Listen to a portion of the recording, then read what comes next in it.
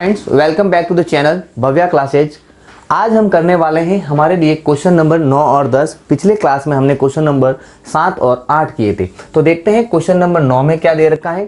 Question number 9 में बोला गया है कि त्रिभुज एबीसी में जिसका कोण बी समकोण है। अब ध्यान से सुने, आपको पहले से ही बोल रखा है कि त्रिभुज एबीसी में जिसका कोण बी समकोण है, यानी कि आप यहाँ पे लिख सकते हैं, जैसे मैं यहाँ बना रहा हूँ आपके लिए प्रश्न में कि ये आपको बोला इसने बी समकोण है, मतलब ये बी है।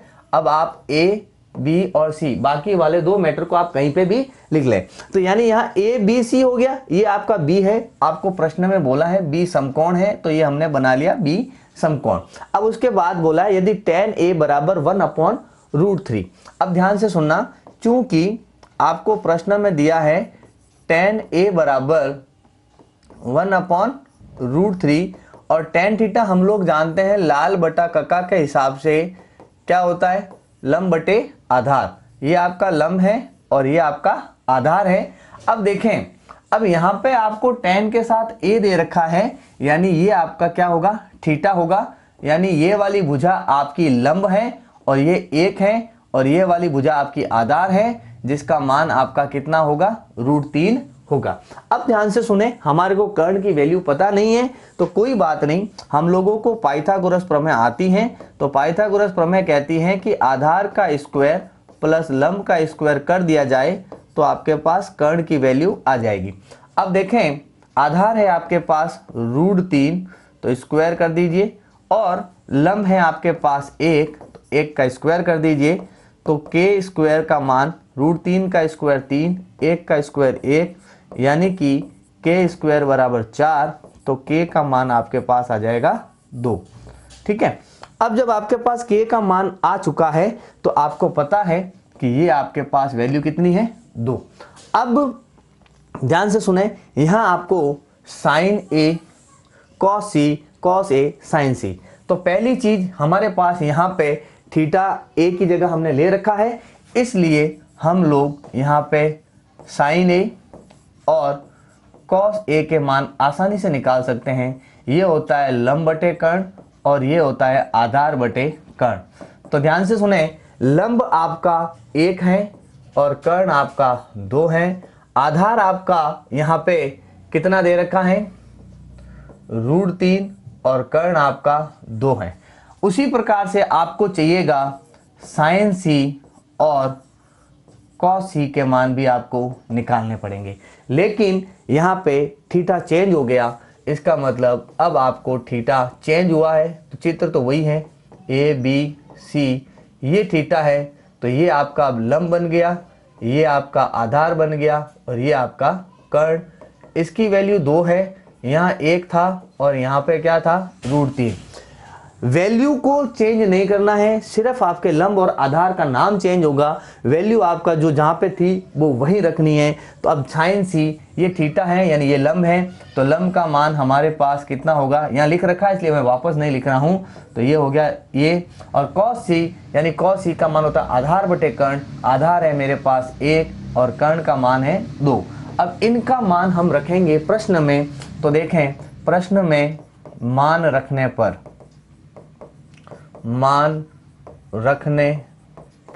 तो देखें, प्रश्न में दे रखा है साइन ए कॉस सी। ये रहा साइन ए और ये रहा आपका पास कॉस सी, तो यानी 1/2 गुणा 1/2, फिर दे रखा है plus cos A. Cos A का मान है आपके पास √3 बटे में क्या है, 2। फिर आपको दे रखा है मल्टीप्लाई साइन सी। साइन सी का मान भी आपको दे रखा है √3/2। 1 को 1 से मल्टीप्लाई किया 1, 2 को कर दिया 4, √3 को √3 से मल्टीप्लाई किया 3, और 2 को 2 से किया 4। एलसीएम आपको पता है 4 होगा। 1 + 3 यानी 4/4 इजिकल टू आपके पास आएगा 1।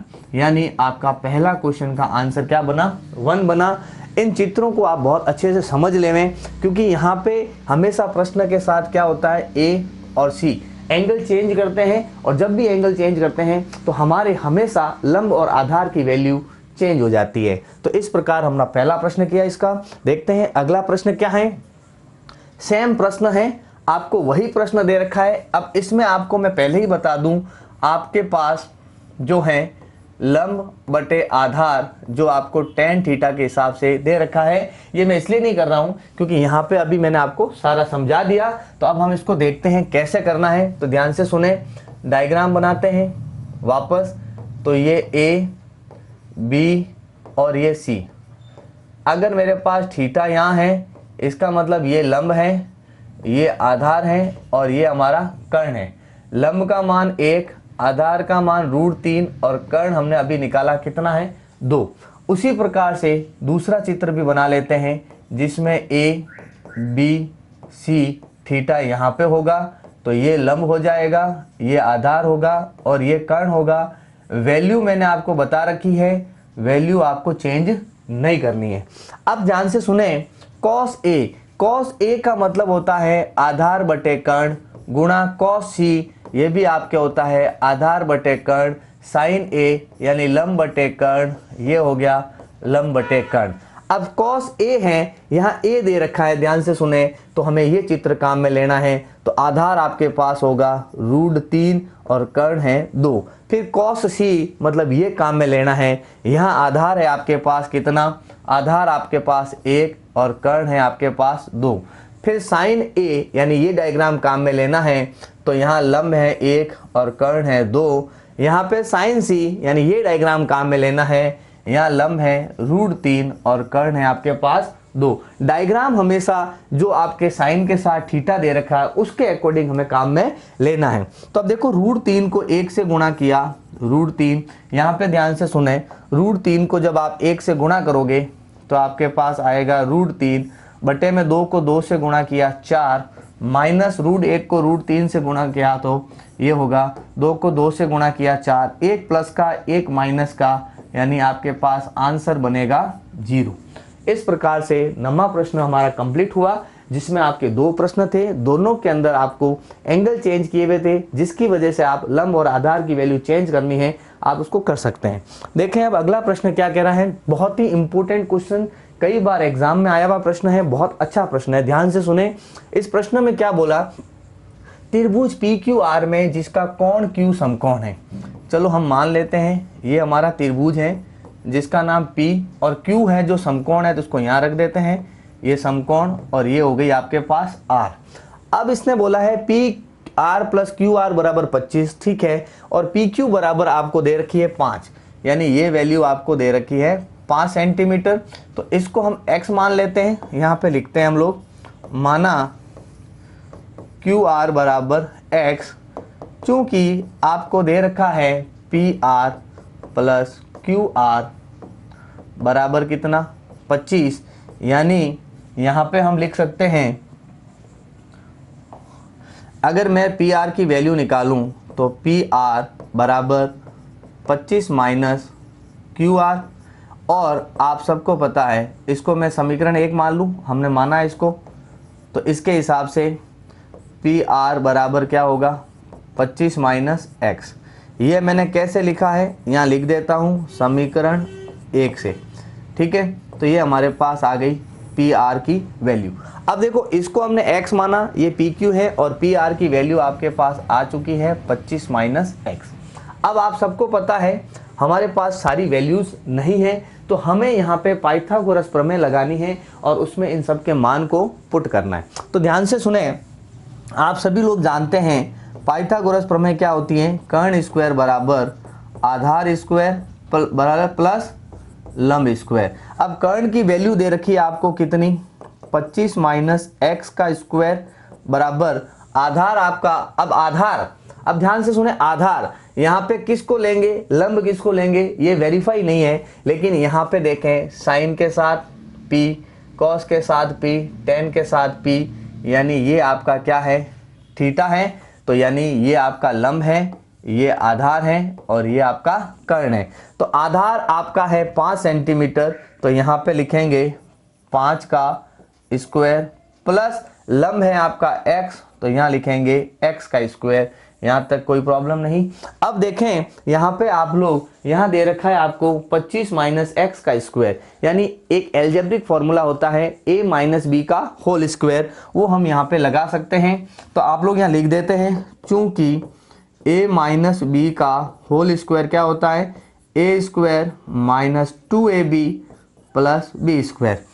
इसलिए अब 25 का स्क्वायर, तो ये 25 का square minus 2 into A B, A की वैल्यू 25 और बी की वैल्यू x प्लस बी का स्क्वायर यानी कि x का स्क्वायर इजिकल टू आपको दे रखा है 5 का स्क्वायर 25 और x का स्क्वायर कितना हो जाएगा, x स्क्वायर।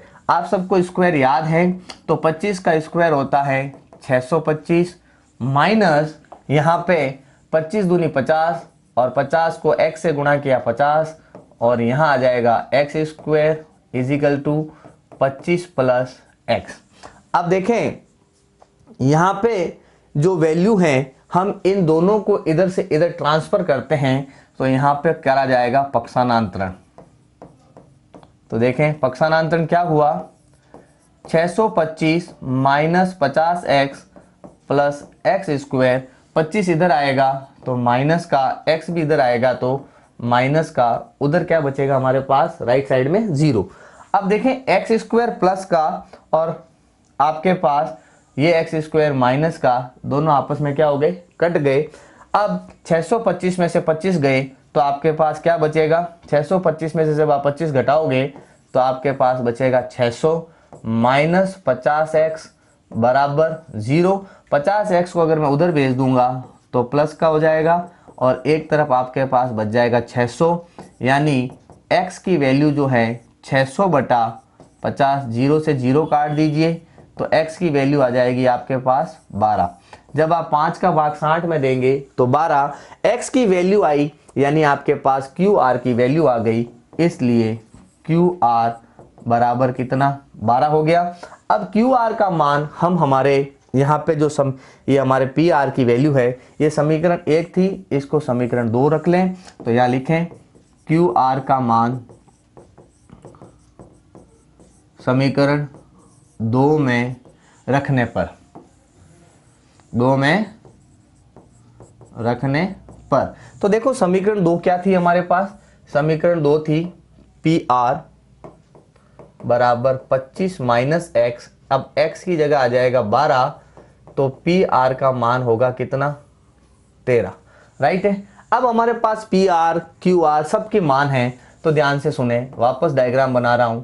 ये हमारा Q था, ये हमारा P था और ये R था, ये थीटा है, ये हमारा यहाँ पे थीटा है, तो ये लंब था, ये आधार था और ये कर्ण था, और कर्ण PR था, इसकी वैल्यू आपको 13 दे रखी है, लंब की वैल्यू आपने ज्ञात कर ली और आधार आपको पहले से ही कितना दे रखा है, 5 दे रखा है। अब हमें मान ज्ञात करने हैं, तो ध्यान से सुने। पहला मान साइन P, साइन होता है लंब बटे कर्ण, फिर होता है कॉस P, कॉस P का मतलब होता है आधार बटे कर्ण, फिर होता है आपके पास tan P जो होता है लंब बटे आधार। तीनों के फॉर्मूले पता है, डायग्राम से फॉर्मूले के मान उठाओ। लंब यानी कि 12, कर्ण का मतलब 13, आधार का मतलब 5, कर्ण का मतलब 13, लंब का मतलब 12, कर्ण का मतलब 13। ये 3 वैल्यू आपसे पूछी गई थी जो हमने फाइंड आउट की। इस प्रकार से हमारे आज 9 क्वेश्चन, यानी क्वेश्चन नंबर 9 और क्वेश्चन नंबर 10 दोनों ही हमारे कंप्लीट हो गए। तो अब हम यहाँ पे देख लेते हैं, एक बार आपको वापस समझा देते हैं। मैंने क्या कहा, लंब बटे कर्ण यानी कि साइन थीटा, तो लंब हमारे यहाँ पे थीटा के सामने ये हैं, कर्ण ये हैं, तो उसके हिसाब से हम हमारे यहाँ पे वैल्यू रखते हैं। तो हमेशा ध्यान से सुनना, जब कभी भी वैल्यू रखें, पहले आपको जो मैंने बेसिक फॉर्मूला बताया है लंब वाला, क्या था, लाल बटा कका, इसको याद रखें। ये होता है आपका साइन, ये होता है आपका कॉस और ये होता है आपका टेन। इसके अकॉर्डिंग आप अपनी वैल्यू पुट करें। अब देखें यहाँ पे हमने एक गलती करी, क्या करी, लंब बटे आधार और a का मान हमने 5 दे रखा है, तो यानी ये आपका यहाँ पे क्या होगा, 12/5 होगा। ये हमने थोड़ा सा यहाँ पे चेंज किया। तो देखो मैंने ये क्यों लिखा, इसलिए लिखा कि यहाँ पे आपको सारा चीजें पता रहे और वैल्यू रखते समय जो गलती मैंने की वही गलती आप भी कर सकते हो एग्जाम में जल्दबाजी के चक्कर में। तो आप कभी भी एग्जाम में ऐसा नहीं करें, एक बार करने के बाद उसको वापस चेक जरूर करें। तो इस प्रकार हमारे तीनों प्रश्न हो गए आज के। 9th में हमारे 2 क्वेश्चन थे और 10वें में हमारा 1 प्रश्न था। तो इस प्रकार हमारी ये 1 से लेकर 10 तक सारे प्रश्न खत्म हुए। अगले क्लास में और एक नए क्वेश्चन के साथ हम लोग आपसे बात करेंगे। तो मिलते हैं अगले वीडियो में, तब तक के लिए जय हिंद जय भारत।